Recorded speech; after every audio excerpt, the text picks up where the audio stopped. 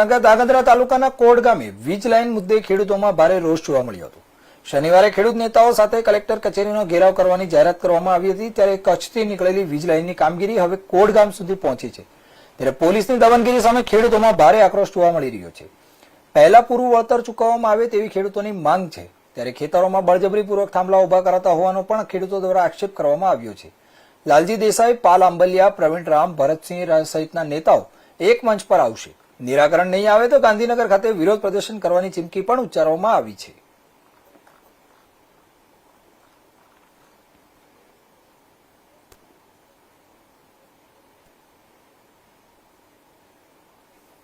ગઈની એટલે એમાં હું ગયો છું। નમસ્કાર સાથીઓ, જય કિસાન।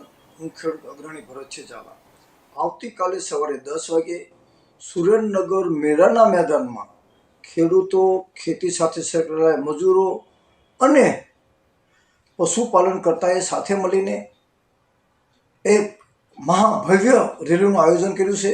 રેલીનો ઉદ્દેશ વીજ પોલ કંપનીની દાદાગીરી સામે ખેડૂતોને યોગ્ય વળતર મળે અને ખેડૂતોની મંજૂરી વગર વીજ પોલ ન નાખે તેથી લીંબડી, વઢવાણ જે સુરેન્દ્રનગર જિલ્લાના તમામ તાલુકાના તમામ ગામના ખેડૂતોને આહવાન કરું છું કે જોઈ ન રહેતા જોડાઈ જજો, પછી પછતાવાનો વારો આવશે।